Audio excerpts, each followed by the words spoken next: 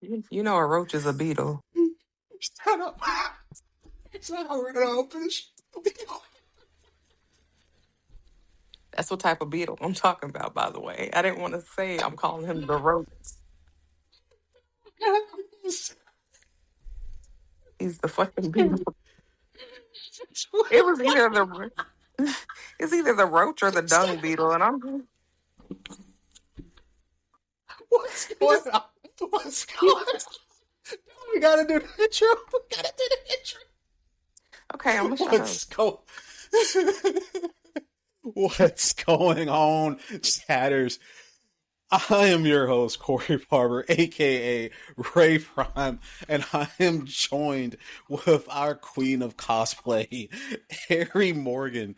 And if you haven't figured out what's going on, we have lost Paco again. AKA the beetle. So, You know, you can never find beetles.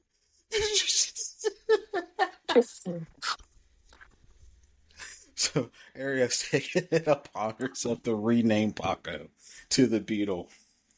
Because you can never find the beetle when you're looking for the beetle. And I want the public to know that roaches are also beetles. That is it. That is all. Your PSA announcement. I'm just saying. I can't read it. That's hilarious. Because I'm mad. I'm mad right now. Nobody told him to escape us. Nobody. I'm so upset. I'm coming out with superhero images. Don't worry.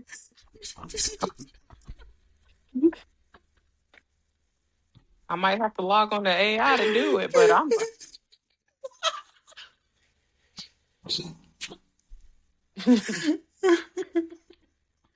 Oh, my glasses are fire, man. That's crazy. Oh, they are. I see it. They are.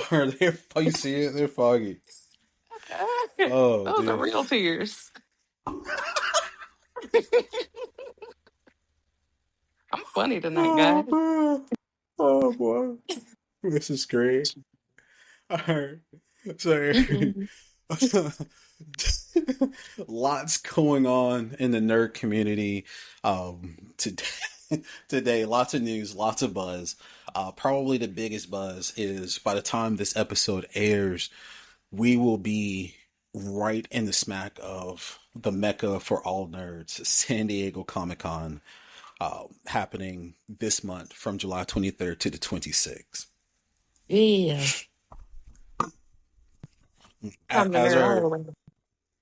Do what? Time to nerd all the way out. This is con season at its peak.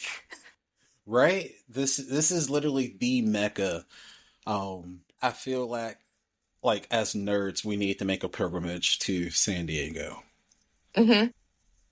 Yes, because I'm cosplaying as Homelander. Oh Lord! Before he died. I've been thinking about kind of doing some simple cosplays, like Nick Fury. And you should. Yeah. Who else you got? Who else? Let's see. What's my man's from Invincible? No. I haven't checked out Invincible. Here's one I really have not had the chance to be able to look at it. My kid tells me that it's good. You know, what he says is that it's goated. He says goated, so I'm not gonna say goated. I'm gonna say it is like Avengers jacked up for adults only. I dig that. I see clips and I see updates and stuff, and I know there's some like crazy stuff that goes on with Invincible. I have to check it out. It's on my list. So I have a list of quirky stuff to watch, some new serious stuff from Crunchyroll to watch. Invincible's been on the list, but every time, I had a distinct path of what I wanted to do to watch, and then I hopped on One Piece. I was like, I'm going to do One Piece, right? Thinking that I Uh-huh. was gonna, yeah, like thinking I was gonna be able to have control over it, and now I done hit like a full wall, right? Because I had a good pace in One Piece. Like I was straight binge watching a minimum of 10 episodes a day, starting like right at the top of April. And now I'm down to like one or two episodes, maybe like 2, 3 days.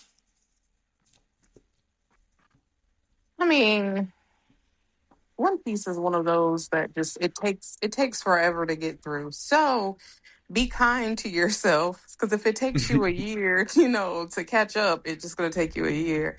But also, there's other things to watch as well that are just as good, if not better. I do love One Piece, but I will never, it's never in my top five. In my top 10, but not my top five. I'm not sure if I lost you or if we're having Oh, technical did I? difficulties. Can you hear me now? Okay. Yes. Oh, I was saying be kind to yourself when it comes to One Piece because it can take up to a year to catch up on it. But also, I feel that there are better anime to watch and binge watch. One that is coming out with another season, ReZero. I don't know if you've ever checked that out, but it's good. Um, Actually, I think we did try to watch ReZero one point in time. It was a few years ago. We were on vacation, the family and I was just like, hey, here's something we can all kind of get into right before bed. yeah, and that time I got reincarnated as a slime. Season 4, I think, just came out not too long ago. I See, would definitely. I've heard mixed reviews about that one. I honestly think that the storyline is great. It's got a good bit of twists and turns to it that I appreciate. It's wholesome enough that I would let the kids watch it, but it still has that um, a little bit of the adult fan service that just goes over the kids' heads. Okay. So I feel like it's well balanced. I really enjoy the characters and the character development through it all. And Okay. another one that just came out that I say give a go is Black Torch. And I think That it's only like is, two or three episodes yeah. right now, but Yeah, that one's new. yeah, I was just like I'm gonna watch it just because something about a cat getting into a person piqued my interest. I don't know, maybe I'm just kooky like that, but I watched the first It episode and does. I was like, you know what, this is lit. This is lit. Okay. So So that one has got my attention. I know it's new. What one that's on my list to watch from the beginning is Back Arrow on Crunchyroll. hmm hmm So so I caught like a wild episode of Back Arrow a few weeks ago. On the Crunchyroll channel, Pluto. Right. I just turned my TV on. It was put it on Pluto. I usually watch like movies or something in the morning. hmm And put it on Crunchyroll. And there was this anime, and I'm a big mecha kind of anime guy, right? Like I'm a big Gundam fan. hmm Um, so like I really like mecha anime, so I was like, oh, this is actually kind of cool. For that, and then I realized I was like, okay, this is pretty deep into this number of episodes, and I can't remember exactly what episode it was, but I know it was like pretty deep in the story because all of the main characters have already been introduced and established and everything. So it's Yeah. on my list. I want to catch that one from the beginning. I think that's going to be really cool. Um, Welcome to Demon High, Inu Inusan. I think Iruma. yes. Thank you. Iruma-san, yeah. It's it's Yes. it's quirky. I liked it, It but it is quirky. It is rather I think that you'll like it. it looks really quirky. That's another one that I caught on the Crunchyroll Pluto channel, and it looks quirky. And I was like, hey, Elizabeth's going to really like this one a lot. Like, there's enough action for me to really get into it. There's enough quirkiness for her to get into it. Right. hmm like for example, for any listeners wondering, like my wife I introduced her to anime, so she's still kind of getting her feet wet a little bit, even after being together for 15 years. She's still trying to figure out her taste of anime, right? Um, Yeah. and what was one? Zombieland Saga. Have you ever heard of that one? Oh yeah, I watched it. That So that's like I watched that's like that. yeah. Well, those type of animes are like Elizabeth's favorite style animes, right? Like we watched the Apothecary Diaries. I like that one.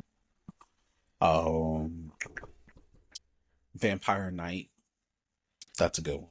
We like that one. That's on. I'm looking at my list right now. That's on my list to watch. Is I've it? not watched it yet, but I think Elizabeth would like talentless Nana.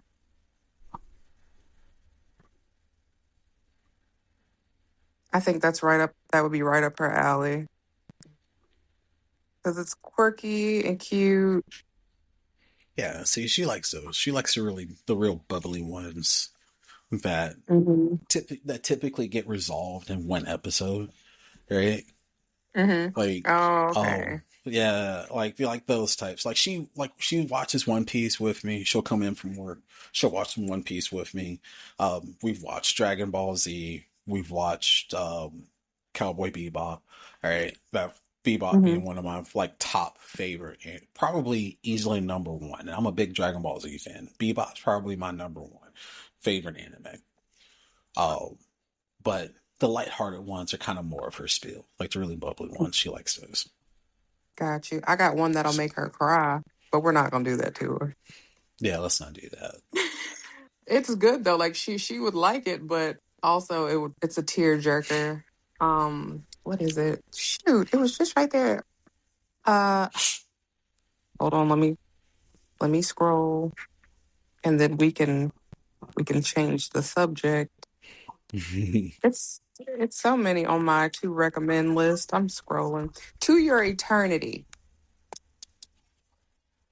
That does sound like something she would like. Mhm. It's more or less a being who he basically comes to Earth to like check it out, see what's going on, meets different creatures, eventually turns into those creatures to kind of live on when they pass. Mm-hmm.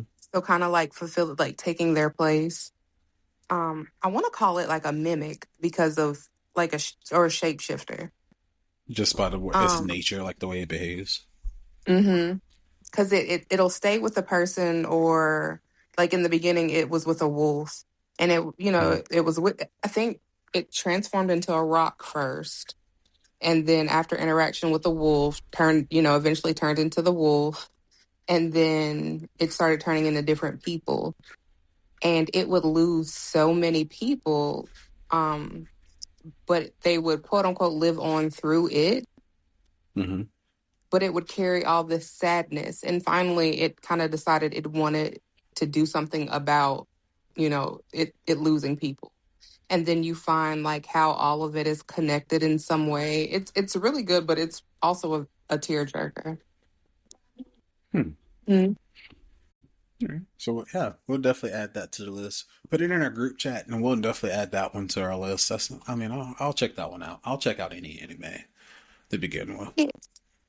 So all right. Well, let's hop right into our discussion here. Again, starting out San Diego Comic Con launching this week. Like I said, it'll probably, by the time this episode airs, it'll probably just ending its opening ceremonies realistically for that. So it does come, it does start this Thursday. And one of the things about San Diego Comic Con that really starts to hit the mainstream is that this is when not only do nerds get to go and truly show off their best cosplays that they've worked on all year round, bringing their favorite characters to life, but they also, enjoy a lot of the panels, a lot of the, artist panels, creator panels. But the biggest thing that I'm dragging on trying to get to is Hall H. And Hall H, for those that do not know, any of our listeners that don't know, Hall H is where all of Hollywood comes into present some of their nerdum Comic Con esque material. For example, Disney Marvel has had several panels in Hall H, always dropping really teasers on bangers, really, really exciting stuff. And this year is going to be really good. So Marvel's having a really, really big year going into it. X-Men 97. We have Spider-Man Brand New Day dropping literally in about 14 more days here at the end of the month on the 31st.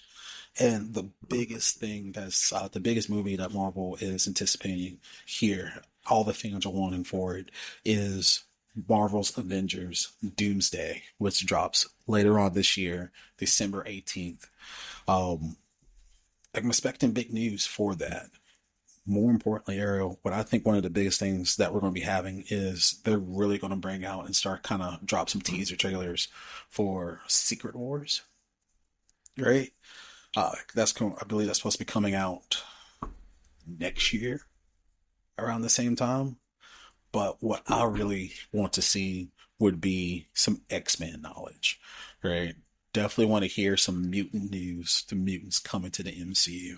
What are your thoughts? But no, I'm really excited about Doomsday coming out, and I just kind of want to fast forward the rest of the year just for that. And that might sound kooky, but you're not about to show me the collab of Marvel, of the mixing of the mutants with the superheroes, and expect me to not want to go find my time machine. That's very true. Like, this movie Like is I look, big. yeah, I low key want to just like break into Marvel and be like, give me the goods. Just go to Marvel Studios and just hijack all of their future projects. Like, give me the raw, unedited footage. Or I or don't. you know, just give me the script.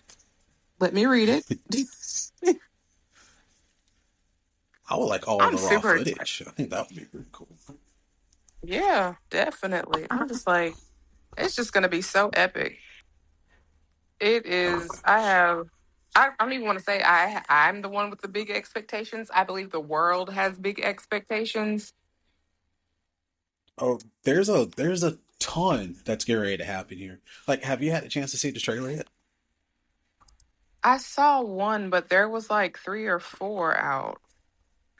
Oh, so hold on. Let me do this, right? Hmm. So, I was wondering what was going on. I tried to sit there and play.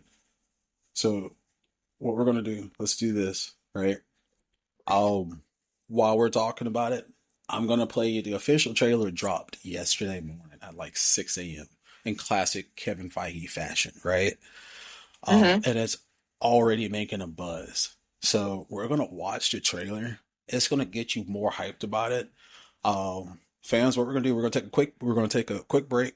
Era and I are gonna watch this trailer, and when we come back, we're gonna break this trailer down for you. Because we're broke and I can't pay for the licensing to show y'all the trailer. So y'all just gonna have to go to YouTube and watch it yourselves. But hold on. We're right back. We are back on here. We just finished up watching the trailer for Avengers Doomsday. Eric, this movie is going to be the movie of 2026. I know that, I'll give it to the Odyssey for the summertime. I know Spider-Man Brand New Day has not came out yet, but if there is one movie as a nerd you need to see, it is Avengers Doomsday. Because I'm gonna scream. Somebody should go with me. I'm gonna scream at every little plot twist because they just gave away so much, but I know that there's so much more. And we all know that this movie's about to be 3 hours long. I'm gonna scream for Easily. 3 hours. I'm gonna scream for 3 hours. Nobody can stop me. I'll punch you all in the face. I'm excited. Look, let's break this down, and starting from jump. Throughout the entire trailer, it is showing that Marvel is going to really invest in bringing in the X-Men and doing the X-Men correctly in the MCU. Right? Hmm. Um, See, I almost screamed. like this is the fact that they're investing so much in the X-Men for this one. I'm a big X-Men fan.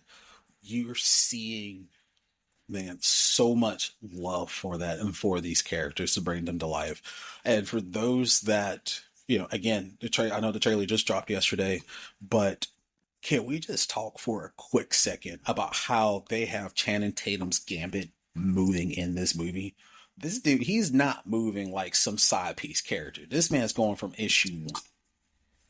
Oh yeah. You know, I really feel so by them including him in this movie. So this is now two movies.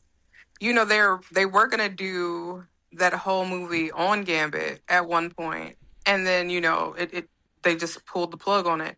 I think now they are going to have to, um, not just because you've put him in two movies, but we really love Channing as Gambit.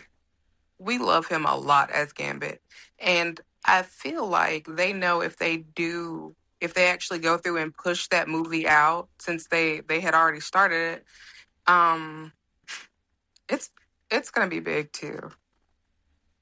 Or at Do least you give him a series on Disney. Like, do you think, like, let me ask, would it be better to put Gambit in standalone issues, right? Either his own solo movie or kind of like a series later on, or is Gambit better when he's affiliated with something, right? Like we already know that he's going to be in the X-Men movie, but would it be better to affiliate with him with other projects as well and just kind of tie him into that?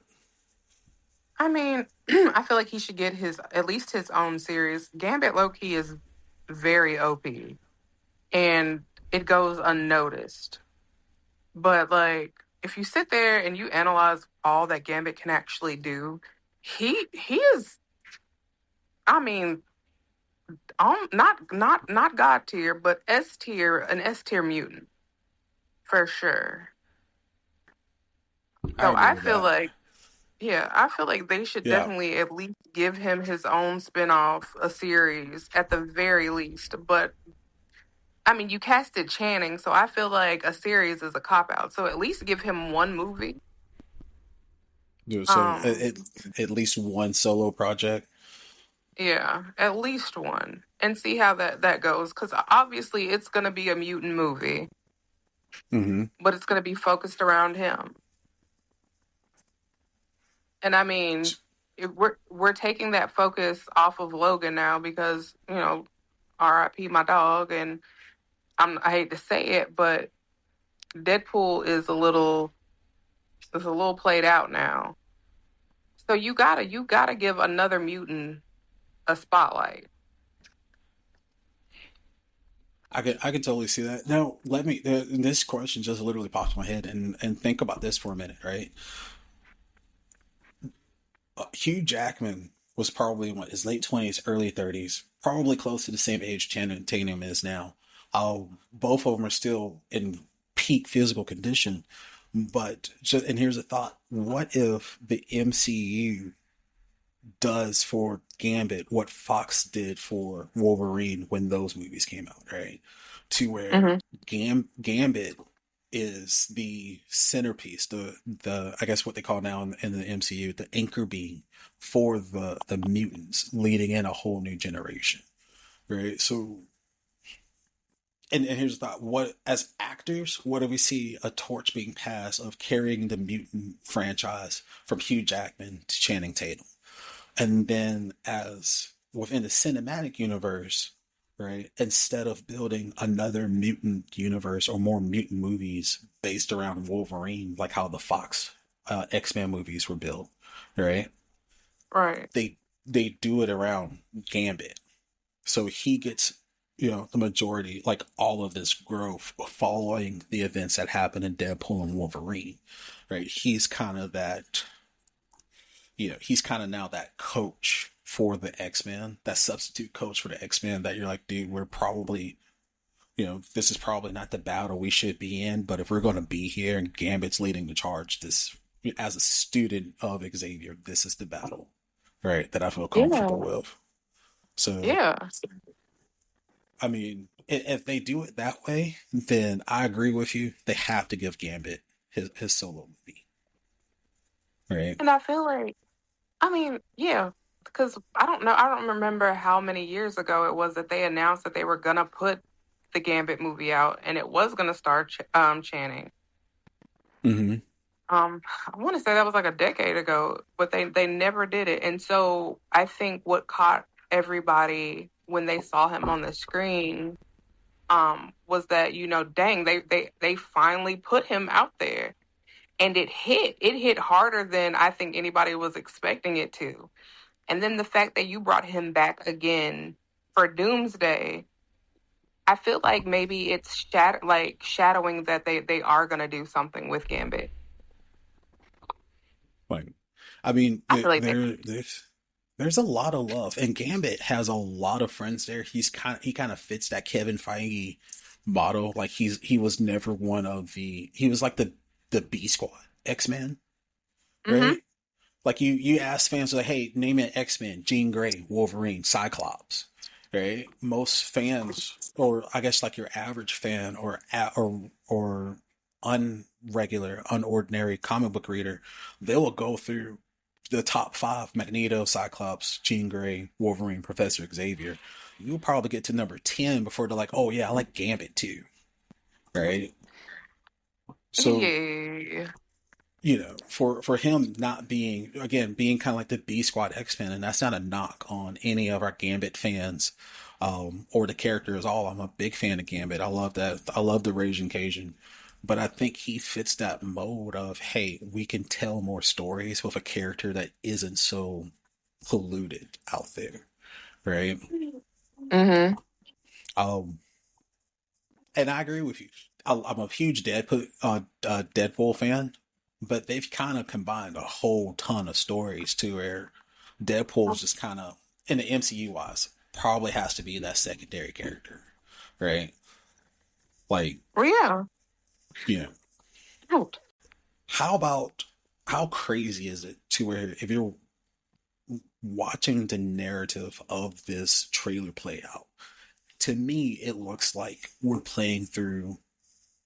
seeing these events play through Thor's eyes, right? This is like Mm-hmm. it's weird to see Thor communicate in such a level, like king tier level, with all of these different groups, to where, you know, Iron Man's no longer the boss. Iron Man's no longer there. Steve Rogers is the now retired Avenger. Is this now Thor's team to lead? Absolutely. I think with Thor, it's very emotional. Um, because he was a founding member of the Mm-hmm. Avengers. So Iron Man's not there. Captain America, quote unquote, is not there. But spoiler alert, he is there. But no. So yeah, by default, the torch definitely would fall to the next most compassionate person that was ever on the team, and that would be Thor. Yeah. I was saying, like, I don't think there's any other member of the current Avengers team that has fought more battles as an Avenger than Thor, right? Mm-hmm. Um, just the newer team kind of taken over after the last Avengers movie arc. So, and that's not a ramp on Anthony Mackie's Captain America. I enjoyed the new Captain America movie. I enjoyed his standalone Captain America movie, but yeah, I don't think that Captain America carries the weight of leadership to for a team like the Avengers, right? Right. Not in the way that Thor does. Yeah. So that's going to be extremely interesting to see how they center this around, like, because to me it looks like they're centering the team development around Thor, right? To where, and then again you have different universes colliding together. So we talked about the X-Men coming in, and they seem very uh, antagonistic, right? Like it seems like Mm-hmm. the X-Men are fighting all of the heroes. We saw a scene of Mystique. It looks like she was fighting White Widow. There looks like a long fight sequence with Gambit. Um, you know, I'm not sure exactly who Cyclops fought, but it looked like he literally blew a hole in the Sanctum Sanctorum. So like he's just marching right into Doctor Strange's universe, his whole little home. So I feel like the X-Men are going to be kind of like maybe that Act One antagonist, right? Mm-hmm. Uh, but who knows how to sit there and feel about that. Um, or kind of see how that plays out. I could be absolutely wrong. We have no idea, but I think just based off what we see in the trailer, I think that's just how it's going. Like Act One, the X-Men are the antagonists, and just kind of see how that's going to play against our more established heroes. Two more Yeah. things to really talk about. Again, we see the clash, so we know the Fantastic Four is in there. We got that from Fantastic Four First Steps with that collision. Mm-hmm. We know that the Thunderbolts, the new Avengers, are going to play a role in this movie for that one. But I guess the biggest thing that we're looking at is we're seeing now Robert Downey Jr.'s Doctor Doom and how he's interacting, right? How he is going head to head with this group of Avengers, with these heroes. And I feel like the stakes are a little bit higher here because there are now so many universes involved as well. No, I agree. Robert Downey Jr. is probably one of my most favorite and adored actors. He's very good at his craft, Mm-hmm. and he is so familiar with so many of the actors already, and he has such amazing history being in the Avengers, playing Iron Man.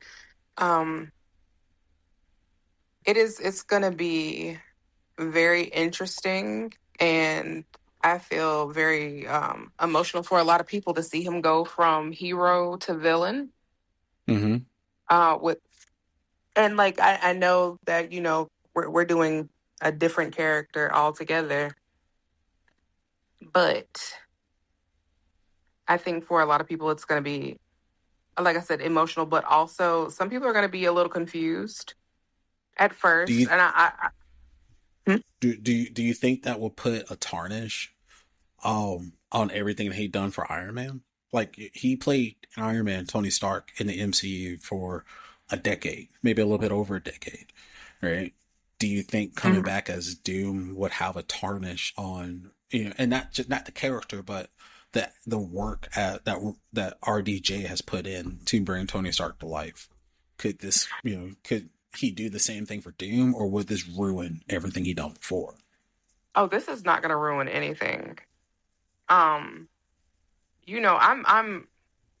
I might be a little on the spectrum for this, but I personally don't like change, and I like to see the same people over and over again, right? So seeing him is one gonna I'm it's gonna be nostalgic for me because it is gonna give me a flashback of Iron Man. However, it's who else, like when you really sit there and you think about like who else could be Doctor Doom that we would appreciate and be this excited for. I couldn't think of anybody else. Like when he made his announcement and at the crowd just, it was quiet for a split second and then everybody just overjoyed. It's I don't want to say that it's because it's him. I do want to say it's because it's him, but we all know the talent that he has to portray. So if anything, I think that this is going to be a great opportunity for him, for the MCU, and for all of us. So I think if anything, it's just going to grow his legacy. Okay. Well, hey, you know, again, definitely agree with you that we're all super excited to see what we. And it's not like what our RDJ is going to bring to the time. We already know that he is going to fully embody this character, right? Yeah, Like this is going to be one of those. Like this is going to be the villain you're going to love to hate character. He's going to put that work in. Um, definitely. But I mean, it's super exciting to sit there and see one Doctor Doom is a beloved character. It is a very well respected character in the Marvel universe, spanning from the comic books. Um, Highly regard RDJ. A lot of former actors who has played Doom over the past few years has even sat there and said, the last actor for it, even went on record to sit there and say that the Marvel fans are going to get the Doom that they deserve, right? That's a lot of weight going into it. But I think you're right. I think this is something that RDJ can easily be able to bring to life. I think he's going to be one of those villains here that he's going to have a lot of people cry, right? Just to see him on stage. But I Hmm. think the way that they're going to work Doom is this is going to shake up the entire MCU down to its core, and probably put us into a branch of having even a bigger legacy for the MCU to where they can go another 20 years worth of movies just circled around how what's going to happen in this one. Super excited. Yeah. And one thing that I was hoping I'd see, since we're doing, such a mix of universes. But I would, and especially because we've got Thor in it, and I thought that maybe it would be really cool to involve the Guardians of the Galaxy in this Mm-hmm. as well. But I know that I don't know You what think the MCU is doing with them. you think that well's kind of dry? Like you think it's like, hey, we're gonna put these guys. They're having adventures, but we're just gonna put them away for a little bit, bring them back a few years from now. Probably because I did, I love them so much. Um, that I went to see if they were going to do volume 4, and they've not announced any projects at all with them coming up, which is kind of making me sad because, I know that they're redoing Fantastic Four's universe, and I know they got to give them the spotlight, but I kind of, I just feel like they pushed my Guardians away to spotlight Fantastic Four. Well, hold on. I actually may have some good news for you because you just reminded me of something, right? Hmm. Me. I Let love me look Chris it up. Pratt. I So, would probably jump on that man if I ever saw him and be like, take 50 million pictures with me so we can say we're besties. And and I wouldn't fangirl over many of people, but I would fangirl over Chris. I think you and a few 100,000 will probably do the same. Yeah, So, but I mean that says something for me because I meet celebrities a good bit of the time and I don't fangirl. I'm just like, oh cool, right? Just like when I meet a fellow cosplayer that's only my friend online and then we meet at a con, I'm like, oh cool, yeah. But yeah. with Chris, I'd be I, like, I love I you. hear you. You are Oddly. mine now. Make it Oh weird. God. Can Oh, so we stare into each here's other's eyes? Jesus. And that's how we get restraining orders, folks. Well, yeah, I'll do what I did. hmm So Biden here's has some good news for you. So here's some good news for you. Marvel Studios is developing, officially confirmed that the Nova feature film is happening, and it's not going to be originally. It's going to be a mini series or a standalone series on Disney Plus. They have now pivoted away from that to where they're going to make it into a feature film. And the reason why I say it's good news for you is because we kind of get best of both worlds. If we remember, Nova, the Nova core has actually already been introduced to us before through the Guardian of the Galaxy movies, to Hmm. where Richard Rider, the character Nova, is actually the last remaining Nova Guardian, right? Hmm. Um, Several aspects of this ties him very closely to the Guardians. To fact there, he was even a Guardian of the Galaxy in a couple of issues. So again, maybe this is a situation to where they're going to use the Guardians of the Galaxy to really help booster more fan love for Nova. Nova being one of those, I'll probably say B Squad, C Squad superheroes. Again, the pull that Kevin Feige loves to pull from heroes that aren't on the mainstream. now that he's gotten Guardians on the mainstream, he can easily use them in this new Nova movie and be like, hey, now here's another new hero to love. You know what? You're right. You're right. I just need the Marvel to confirm that so I can be happy once more. Well, hey, who knows? We can put that on the list. This may be one of the things that Kevin Feige, because I believe they have 3 hours, 3 or 4 hours this year in Hall H. So Mm-hmm.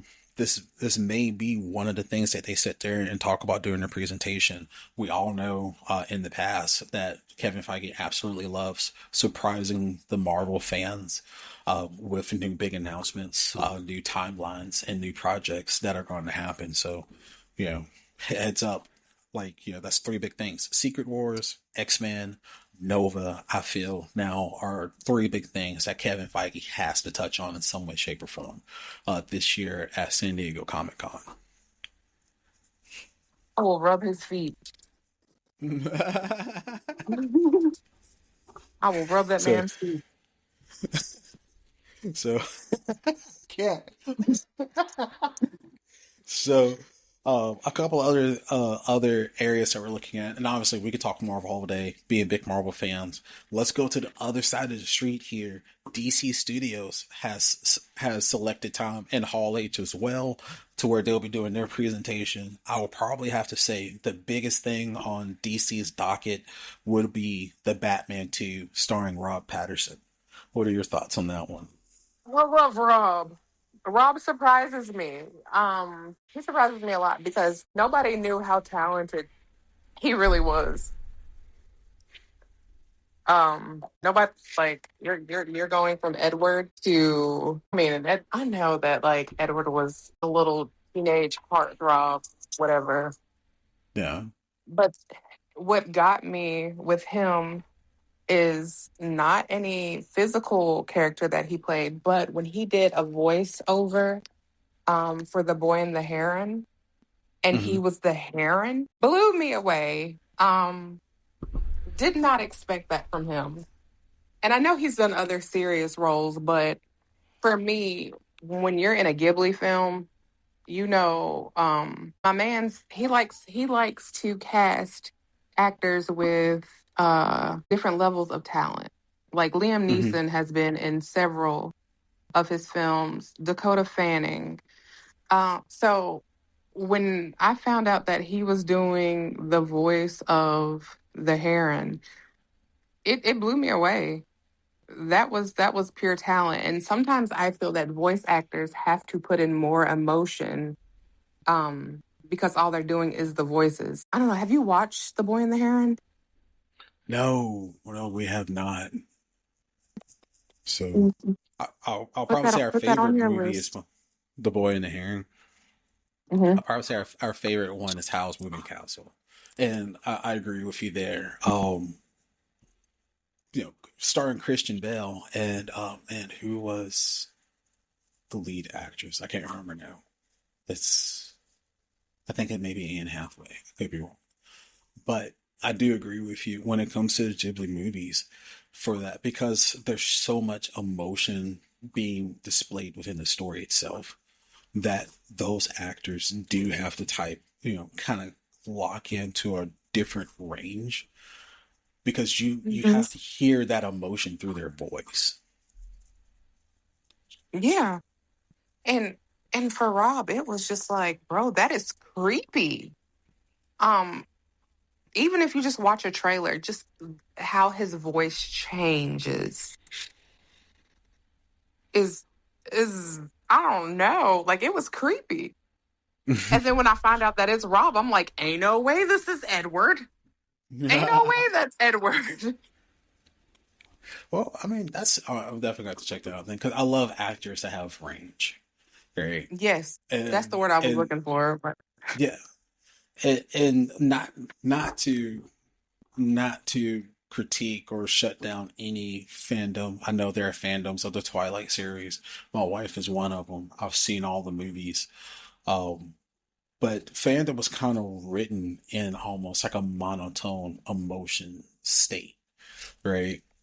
To where hmm I feel like the characters would react to situations, but it wasn't it wasn't over the top hysterical emotion that they're displaying uh, for that. So yeah, to for an actor to go to another project and really display range within their acting, and more importantly, because I really, again, being an anime fan, I absolutely like adore voice actors, right?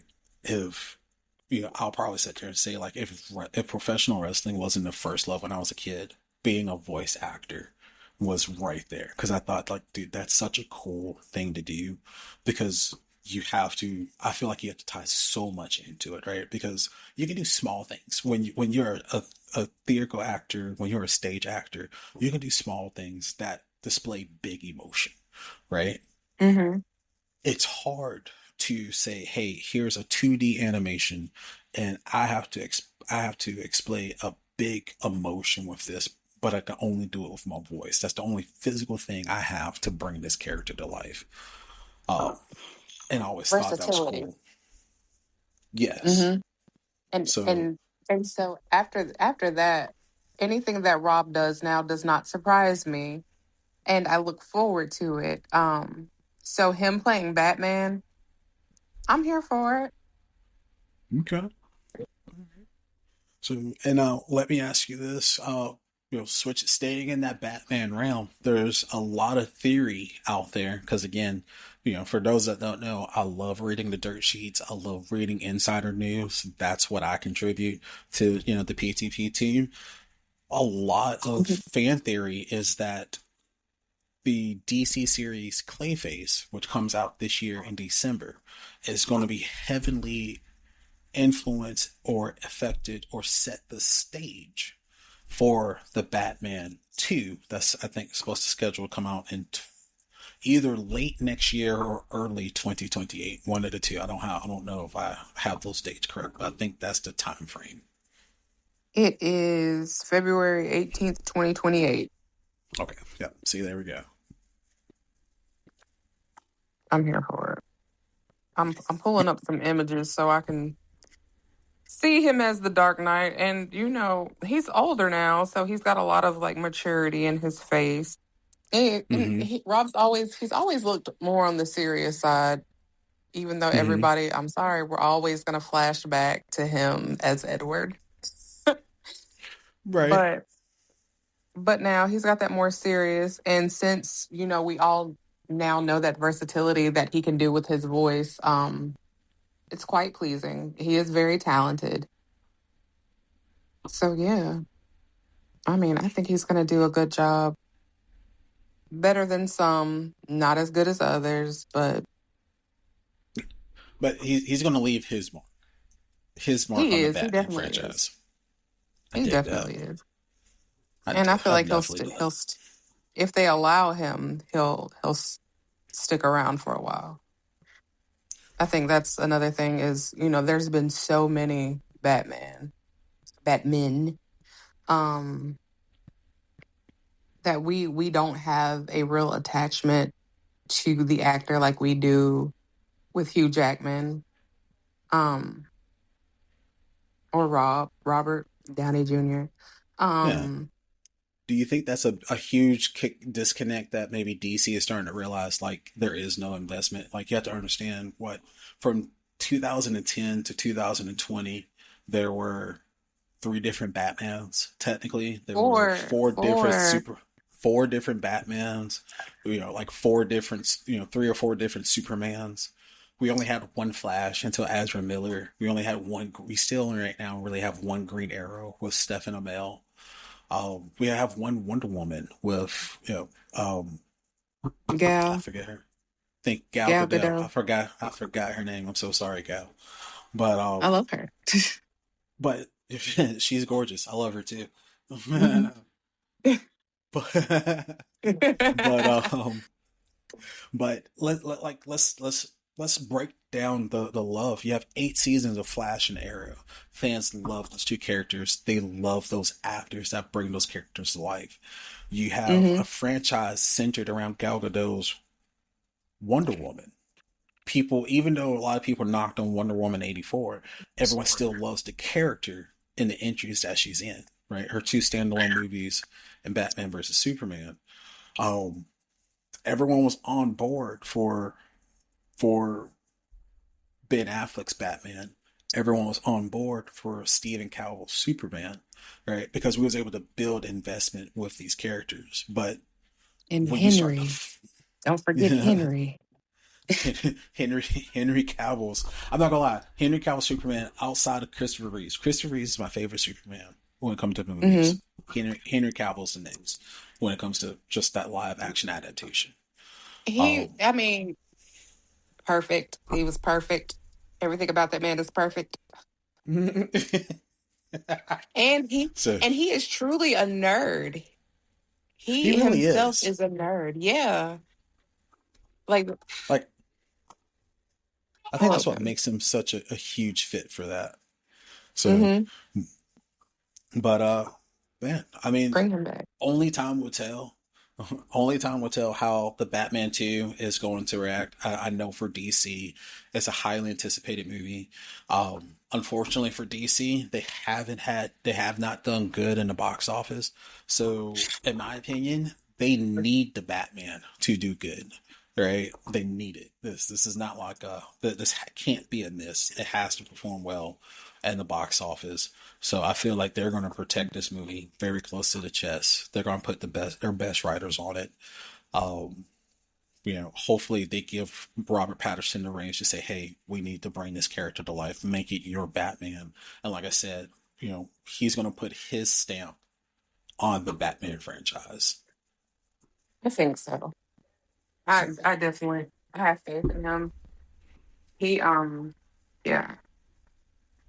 I don't feel that as an actor he misses on his portrayal. I think some of the movies that he's been in just weren't directed well or didn't have the budget to really pull them through. But him himself, his acting has always been good.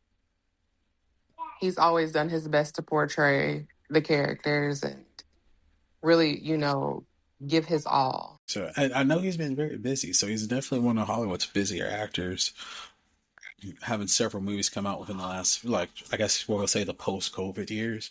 So yeah, I Hmm. mean, we all know how hard it is for an actor actress when they kind of get the movie stigma. Daniel Radcliffe with Harry Potter, Jennifer Lawrence with Katniss Everdeen, right? Sometimes, and I think you're right. Sometimes or every time, it takes a director, it takes a good writing team to all work. It takes a good actor to really bring a memorable character to life. So only time will tell. Absolutely. Well, only time will tell. I think DC they definitely have to work cut out for them here. Again, records show that their box office releases have not done very good. And not saying that the movies are completely bad. It's not doing well in the box office. Um, I think that's something that Marvel looks on as well. But I think with Spider-Man this year and then Avengers Doomsday at the end of the year, I think they're worried on it. They want to put their best foot forward, but I don't personally think those two projects will have the kind of lull. Like I think they're going to be highly anticipated. Again, The Odyssey, one of the highest grossing movies this year in the box office. So people are going to the movies to see the movies they want to see. Hmm. Uh, And DC also has Man of Tomorrow coming out in 2027, and see, that's got what's his name? The new uh, Superman. David Cornset. Yeah. So Yeah. there's another. Yeah. So there's another really big announcement that they can make for that. You know what I would like to see? I'm gonna put this out here. As a comic book fan, I would like for them to do Robert Patterson, and I think only these two actors can do it realistically. Uh, I think Robert Patterson's Batman, David Cornsweat's Superman, Hmm. DC Studios presents The World's Finest. Yeah. I think those two actors are, and we've had a lot one. I mean, we're coming realistically still fresh off the heels of bringing those two characters on screen together. But I think as Hmm. far as how the comic book storyline for The World's Finest is written, though Robert Patterson's Batman, David Cornsett's Superman are they are the two actors, and these the two adaptations of those characters that can really fulfill that storyline of The World's Finest. So I think that would be a very awesome announcement to bring out to move there. So, you got the Batman 2, you got, the Project Man of Tomorrow, and then build those universes, right? Take the time to build it, because if you take the time, we will absolutely love it more. 2029, 2030, DC Studios presents The World's Finest. That's a, that will make me excited as a comic book fan. Yeah, I agree with you there. Also, I see that they're going to be releasing a Clayface movie. Mm-hmm.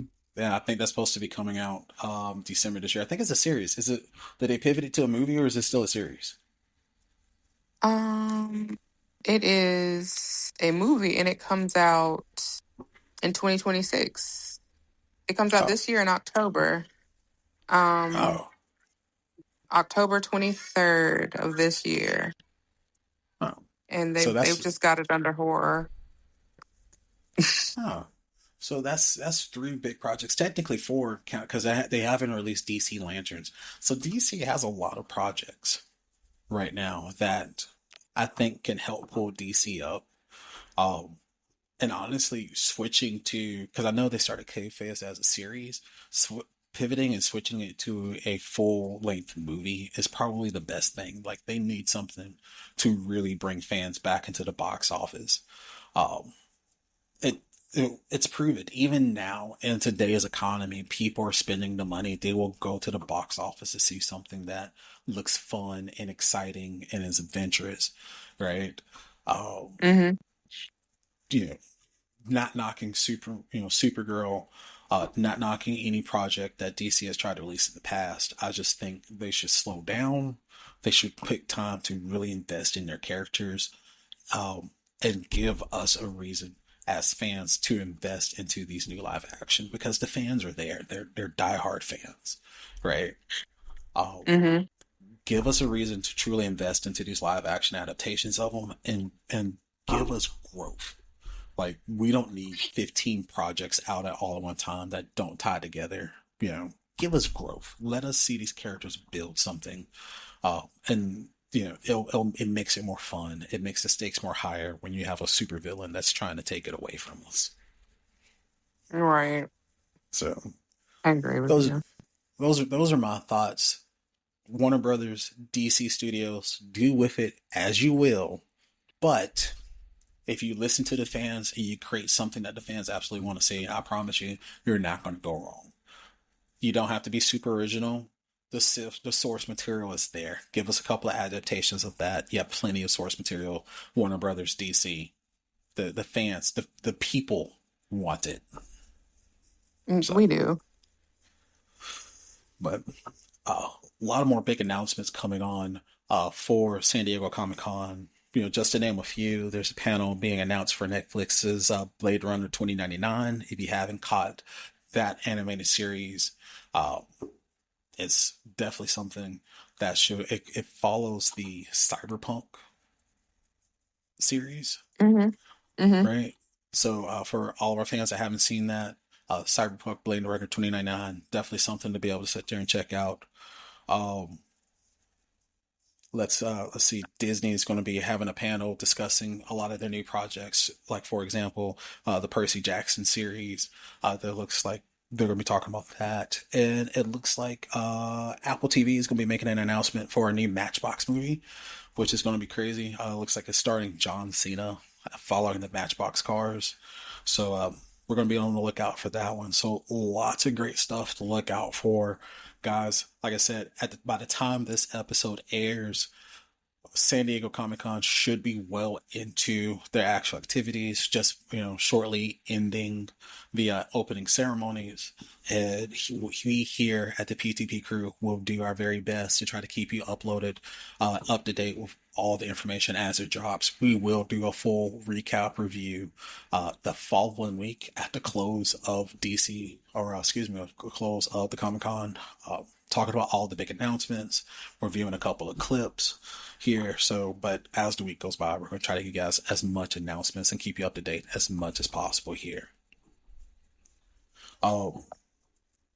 So with that being said, I don't know what's going on outside of my office here. It's crazy. But guys, with that being said, we're talked about a whole lot today. But as with all good things, this conversation must come to an end.